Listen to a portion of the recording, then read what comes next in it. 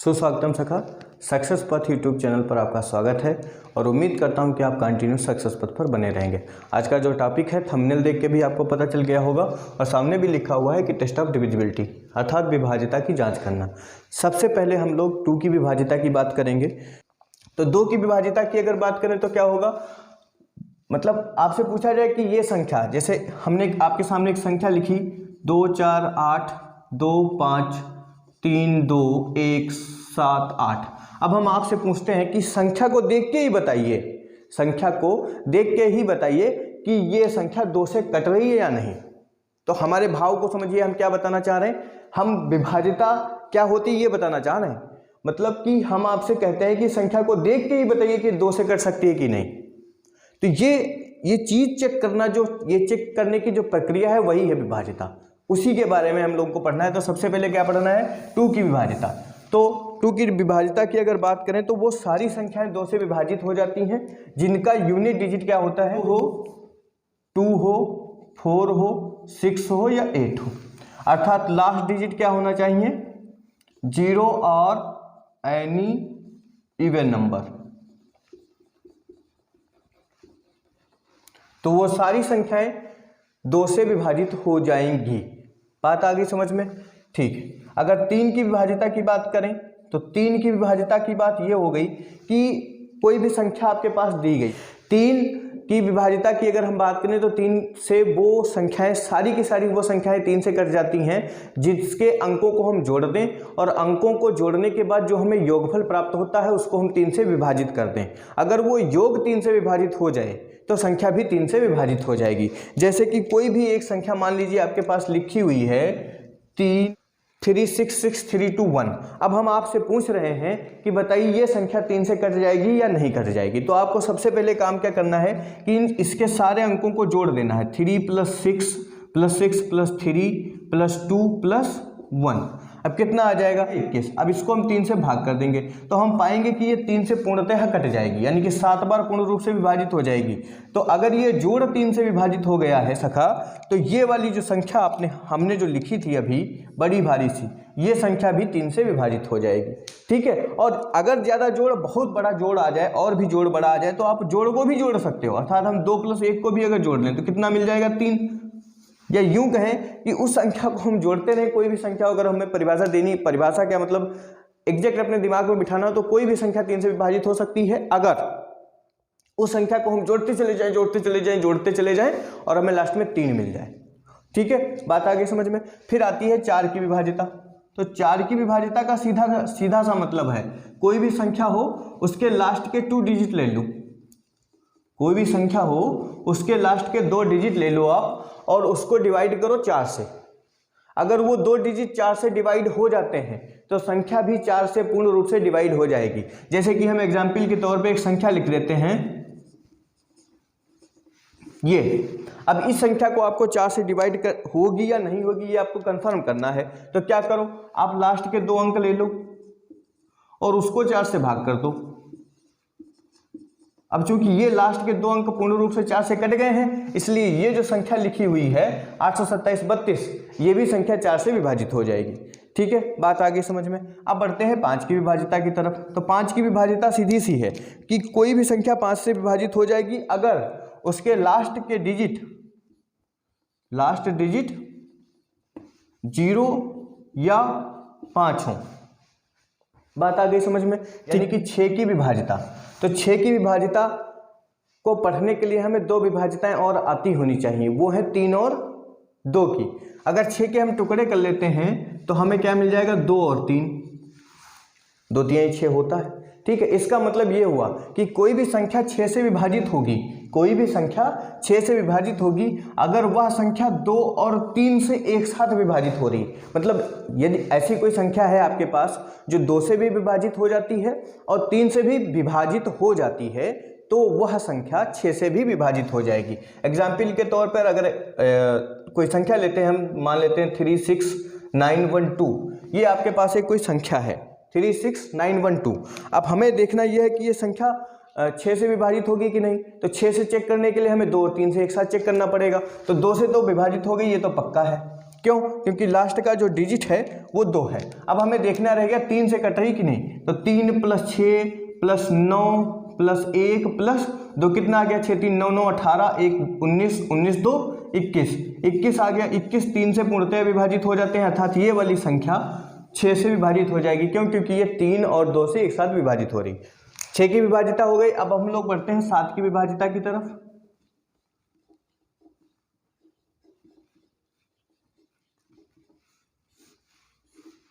तो 7 की विभाजिता का सीधा सा फंडा है क्या, कि कोई भी संख्या आपके पास हो जो दी गई हो, उसमें से जो लास्ट का डिजिट हो अर्थात यूनिट डिजिट हो, उसको आप ले लीजिए, उसका 2 गुना करिए, फिर जो संख्या बची हुई है, मतलब उस अंक को निकाल के जो संख्या बची हुई है, उससे जो संख्या बनी, मतलब जो बची हुई संख्या है, उससे उस गुणनफल को घटा दीजिए। घटाने पर जो भी प्राप्त होता है आपको, उसको 7 से भाग करके देख लीजिए। अगर वो शेषफल 7 से विभाजित हो जा रहा है तो संख्या भी 7 से पूर्णतः विभाजित हो जाएगी। या फिर ये प्रोसेस आप आगे भी कंटिन्यू कर सकते हो, जैसे जो संख्या मिली फिर से उसमें लास्ट वाला डिजिट 2 गुना करो और बची हुई संख्या से घटा के देख लो, अगर शेषफल 7 से कट गया तो संख्या 7 से कट जाएगी। ठीक है, फिलहाल इस विभाजिता में थोड़ा ये है कि अगर ऐसी कोई चूंकि इसकी विभाजिता हमें लगता है भाग करने से भी ज़्यादा कठिन है, मतलब कोई भी संख्या आपके पास आ जाती है, अगर आप 7 से भाग करते हो तो जल्दी हो जाएगा, बजाय इस विभाजिता फार्मूला और ये लगाने की जगह पर। ठीक है, तो कोई भी अगर ऐसा कोई न्यूमेरिकल आपके सामने आ जाता है जिसमें आपसे 7 से विभाजिता पूछता है, तो मेरी पर्सनल एडवाइस आपको यही कि आप उसको 7 से पहले डिवाइड कर लीजिएगा, उसी से हो जाएगा और जल्दी हो जाएगा। ठीक है, चलिए फिलहाल मैं बता देता हूँ कि 7 की विभाजिता क्या होती है। तो जैसा मैंने अभी बताया, एग्जाम्पल के तौर पर हम ले लेते हैं कोई एक संख्या 2429 जैसे। अब हमें चेक करना है 7 की विभाजिता, तो क्या करते हैं, लास्ट वाला अंक जो है तुम्हारा उसको 2 गुना करिए, 18 मिला। बाकी जो बची हुई संख्या है, बाकी जो बचे हुए अंकों से बनी हुई संख्या है, उसमें से इसे घटा दीजिए, कितना मिल जाएगा, यहाँ पे आ जाएगा 12 से 8 जाएंगे तो 4, 3 से 1 जाएगा तो 2 और 2 ये ऐसे ही 224 बचा। ठीक है, तो इसको देख के डायरेक्ट अनुमान लगा सकते हैं कि ये 7 से कटेगी कि नहीं। 7 × 21, 7 दूनी 14 पूरा हो जाएगा। लेकिन आगे अगर चेक करना चाहें भी तो चेक कर सकते हैं। कैसे भाई, अब इसमें लास्ट में क्या बचा, 4, तो 4 का 2 गुना कर दो, दिखाई दे रहा है प्रॉपर। ठीक है, 4 का 2 गुना कर दो। अगर कुछ भी दिक्कत होती है तो कमेंट बॉक्स में करके बताइए। 4 का 2 गुना कर दीजिए, 8 हो गया। अब बाकी बची हुई संख्या कौन सी है, अंकों से बनी हुई 22, 22 से 8 जाएंगे तो कितना बचेगा, 14। अब 14 को 7 से हम सीधे सीधे भाग कर सकते हैं, तो हमें पता चल गया कि ये वाली जो संख्या है वो भी 7 से पूर्णतः विभाजित हो जाएगी। ठीक है, अब आगे बढ़ते हैं 8 की विभाजिता की तरफ। इधर ध्यान दीजिए सखा, 8 की विभाजिता,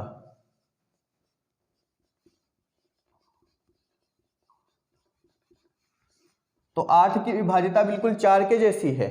जैसी 4 की विभाजिता पढ़ी थी वैसी ही 8 की विभाजिता है।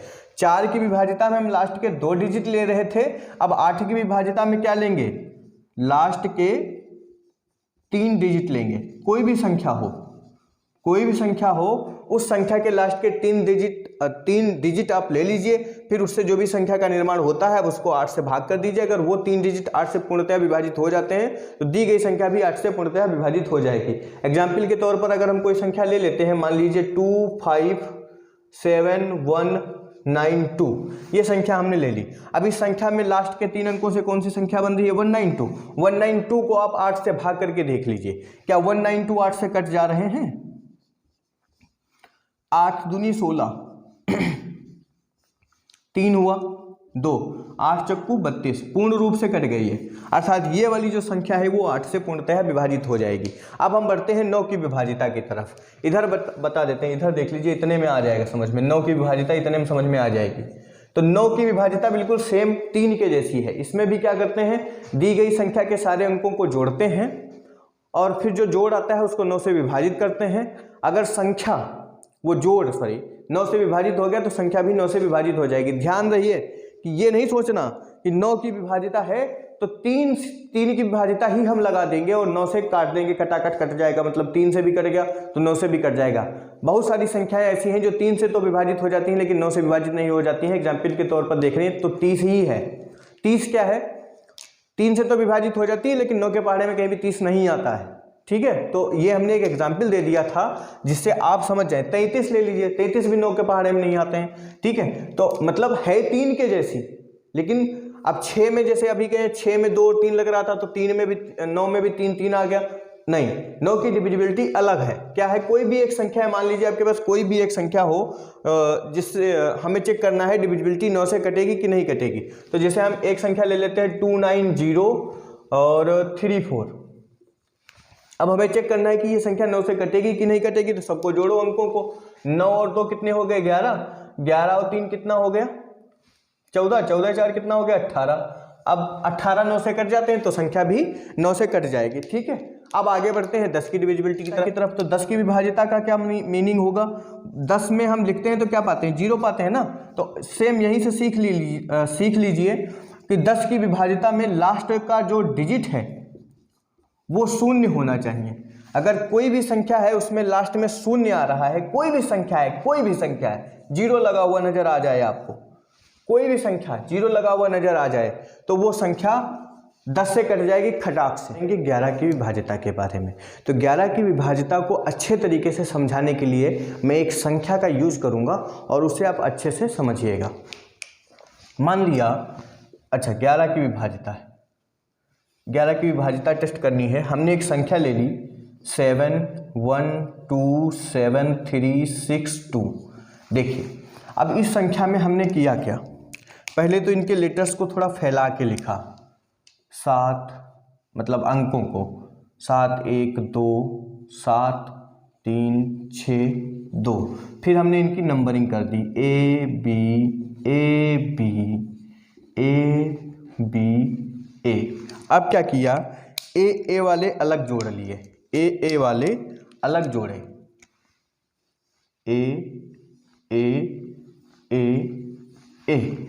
तो ए वाले जब अलग जोड़े तो 7 + 2 + 3 + 2, तो 7 3 10 4 14 आ गया ये।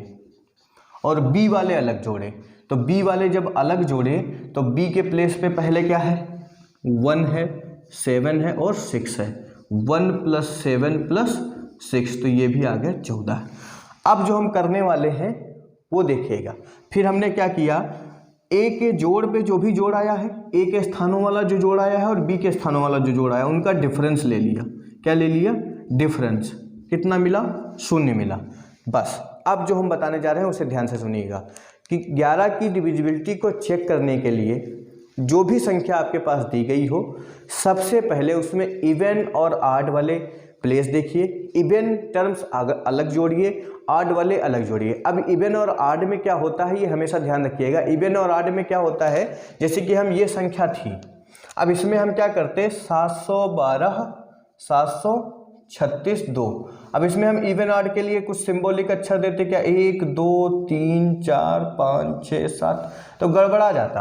क्या हो जाता कि हम इसके चक्कर में कहीं इनको जोड़ जाते, कहीं इनको जोड़ देते। भाई अगर जोड़ते तो ये ऑड हो गए, ये वाले टर्म ऑड हो गए, ये सब ऑड प्लेस पे हैं। इवन प्लेस पे क्या है, ये इवन प्लेस पे हैं, ठीक है। 2 4 6 1 7 6 इवन प्लेस पे है। तो क्या होता है, जब जोड़ने बैठो ना तो ये फंस जाए मामला, कभी ना कभी कहीं ना कहीं धोखा हो जाता है।